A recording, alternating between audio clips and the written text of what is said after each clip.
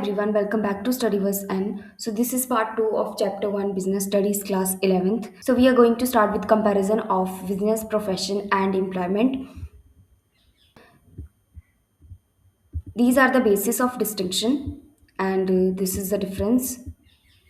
And the first one is mode of establishment. Business का क्या mode of establishment है? Based on entrepreneurs decisions registration and fulfilling essential formalities. Business is based on entrepreneurs decisions. एक entrepreneur का decision होता है कि वो business start करेगा. So that's the mode of establishment for business. And next is registration. After deciding to start a business, next step is registration and then fulfilling essential legal formalities. There are so many legal formalities which we have to fulfill before registering a business. And next is profession. Requires membership in a recognized professional body. इसकी establishment के लिए एक recognised body से membership चाहिए होती है and formal certificate of practice. एक formal certificate of practice भी चाहिए होता है to establish the profession. Next is employment. Commences upon receiving an appointment letter. एक कंपनी के द्वारा एक अपॉइंटमेंट लेटर सेंड किया जाता है. And executing a service agreement. एक सर्विस एग्रीमेंट एग्जीक्यूट किया जाता है for the mode of establishment of employment. Next is nature of work. Business का नेचर ऑफ वर्क क्या है? Production, procurement, physical virtual provision of goods and services to the public.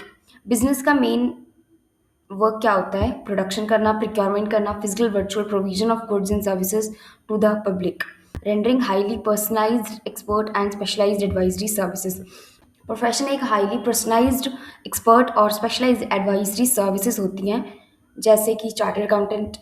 Employment. Performing duties as allocated by the employer under the terms of the service of contract. एक company में employer जो भी काम या फिर task एक employ को allocate करता है तो उसको हम nature of work of employment बोल देते हैं.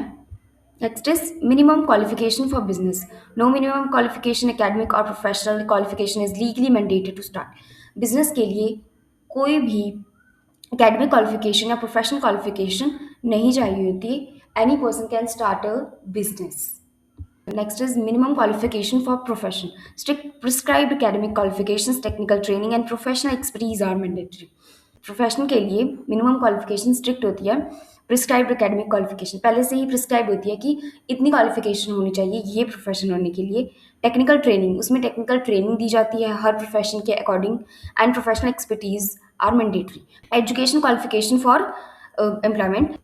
Education qualifications and training as specified explicitly by hiring employer. हर एक कंपनी के अकॉर्डिंग ही एजुकेशन क्वालिफिकेशन होती है फॉर एन एम्प्लॉय. उसको हम मिनिमम क्वालिफिकेशन फॉर एम्प्लॉयमेंट बोल देते हैं. Next is nature of reward of business. Earn profit as a financial reward for taking risk and managing operation. Business के लिए नेचर ऑफ रिवॉर्ड क्या होता है? प्रॉफिट अर्न करना, क्योंकि हमने रिस्क लिए थे और बहुत सारे ऑपरेशंस मैनेज किए थे. Nature of reward for profession. Charges a professional fees for rendering specialized consultation services. Profession, हर एक टाइप का प्रोफेशन एक स्पेशलाइज्ड प्रोफेशनल फीस चार्ज करता है for his services. Next is nature of reward for employment. Receive fixed and regular salary और monthly wages for duties executed. Employee को एक fixed salary और वेजेस मिलती है to perform in an organisation. उसको हम nature of reward of employment बोल देते हैं. And the next is capital investment of business. Capital requirement depends heavily on nature, scale and size of operation. Business में capital investment किस पे depend करता है? Nature, scale and size of the operation. कि business का nature क्या है, scale क्या है और साइज क्या है to invest. Next is capital investment for profession. Limited capital investment is required to establish a private office और अ प्रैक्टिस क्लिनिक. बहुत ही लिमिटेड कैपिटल इन्वेस्टमेंट की रिक्वायरमेंट होती है in a profession to start. And next is capital investment for employment. No capital investment whatsoever is required from the employ. Employ की तरफ से कोई भी कैपिटल इन्वेस्टमेंट रिक्वायर्ड नहीं होती. Next is risk exposure for business. High risk profits are volatile, highly irregular and unpredictable. इसमें बहुत ज़्यादा रिस्क होता है, प्रॉफिट्स भी वॉलेटाइल होते हैं और हाईली इरेगुलर होते हैं एंड अनप्रिडिक्टेबल भी होते हैं, जिसको हम प्रिडिक्ट नहीं कर सकते पहले से कि कितना प्रॉफिट होगा और कितना नहीं. Low risk fees are generally regulated stable with minor exposure. इसमें प्रोफेशन में लो रिस्क होता है और fees are generally regular and stable. Fees भी जो होती हैं वो रेगुलर होती हैं और स्टेबल होती हैं with the minor exposure. Next is risk exposure for employment. Zero to negligible risk. Regular fixed pay is legally contractual.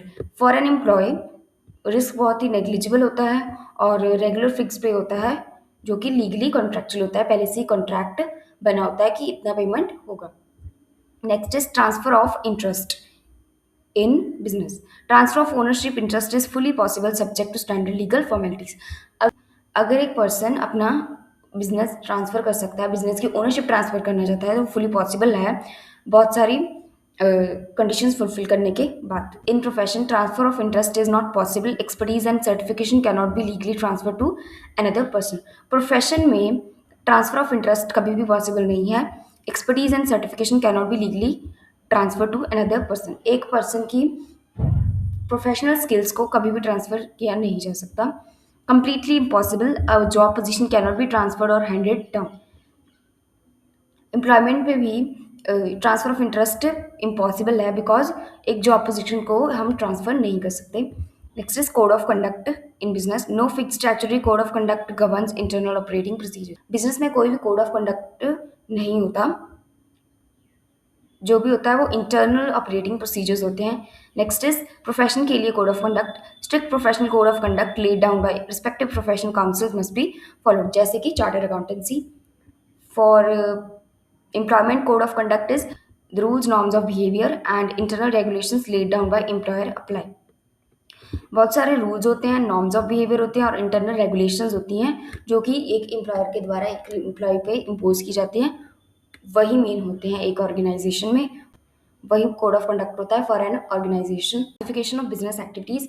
Business activities are systematically grouped in two macro categories, industry and commerce. Business की activities mainly दो macro categories में divide की गई हैं, industry और commerce. First is industry. Industry deals with the mechanical and technological conversion of natural resources into useful consumer और industrial goods. First of all industry किससे deal करती है? ये उनसे डील करती है जो कि मैकेनिकल और टेक्नोलॉजिकल कन्वर्जन होता है नेचुरल रिसोर्सेज का। जो भी नेचर के रिसोर्सेज होते हैं उनको कन्वर्ट किया जाता है यूजफुल कंज्यूमर और इंडस्ट्रियल गुड्स में ताकि उनको कंज्यूमर्स यूज कर सकें। This includes production, processing, manufacture, raising, breeding living organisms. Industries are classified into 3 types और फर्दर इंडस्ट्रीज को भी 3 टाइप्स में क्लासीफाई किया गया है। First is primary industry, concern with raw extraction of natural resources and reproduction of living elements. Primary industry में raw extraction होता है। इसमें फर्स्ट लेवल ऑफ इंडस्ट्रीज होती हैं। फर्स्ट इसमें होती है एक्सट्रैक्टिव इंडस्ट्रीज, एक्सट्रैक्ट और raw products from natural geographical environmental resources.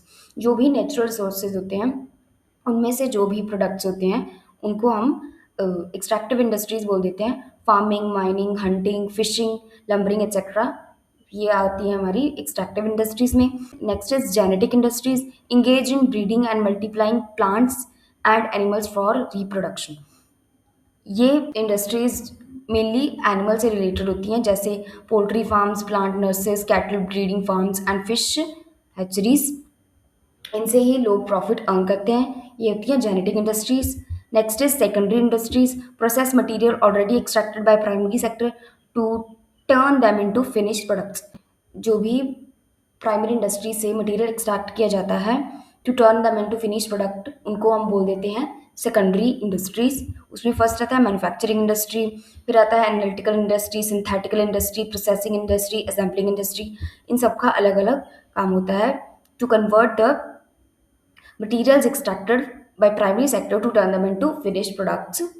Next is tertiary industries, act as supportive units providing crucial infrastructure facilities and services backends to primary sectors, secondary sectors and general trade. These activities eliminate standard operational friction and include transportation, commercial banking, general insurance, warehousing and advertising. ये standard operational friction को exclude करती हैं और include करती हैं transportation को, commercial banking को, general insurance को, वेयरहाउसिंग को और एडवर्टाइजिंग को। All the activities that facilitate the seamless flow of goods and services from the initial point of production to the point of ultimate consumption। Commerce ऐसी activities include करता है जो कि एक सीमलेस फ्लो प्रोवाइड करती हैं ताकि हम गुड्स एंड सर्विसेज को इनिशियल पॉइंट से लेकर अल्टीमेट कंजम्पशन तक पहुंचा सकें. It bridges the structural gap between producers and consumers by removing various operational hindrances. ये बहुत सारी जो भी बिजनेस में हिंड्रेंसेस होती हैं, जो भी प्रॉब्लम्स होती हैं, उनको रिमूव करता है ताकि जो भी गैप होता है प्रोड्यूसर और कंज्यूमर में, वो गैप कम हो जाए. These are the various type of hindrance and their remedy. First one is hindrance of persons. एक मार्केट में हिंड्रेंस ऑफ पर्सन्स होती हैं जो कि रिलेटेड होती है जब इंडिविजुअल्स अपनी एक्टिविटीज़ परफॉर्म नहीं कर पाते, उसमें बहुत सारे डिलेज होते हैं, ड्यूटीज़ परफॉर्म करने में बहुत सारी प्रॉब्लम्स आती हैं, उसको हम हिंड्रेंसेस ऑफ पर्सन बोल देते हैं. उसकी रेमेडी क्या है? Trade connects producers with potential buyers consumers via merchant networks. उसके लिए ये रेमेडी है कि हम ट्रेड करें, जो कि हमें कनेक्ट करता है पोटेंशियल बायर्स से, ताकि वो हमारे प्रोडक्ट्स को परचेज कर सकें via merchant networks. Merchant networks के द्वारा ही हमें कनेक्ट किया जाता है to the ultimate consumers. Next is hindrance of place. Hindrance of place means जब हमें कोई प्लेस से रिलेटेड प्रॉब्लम हो जाती है, उस एरिया में प्रोडक्ट्स कोई परचेज नहीं कर रहा है, या फिर वो एरिया ऐसा है कि जो भी प्रोडक्ट हम प्रोड्यूस कर रहे हैं वो कस्टमर्स तक पहुंचाना बहुत मुश्किल है, तो उससे रिलेटेड प्रॉब्लम सॉल्व करने के लिए है remedy transport. Physical shift goods from geographical isolated production.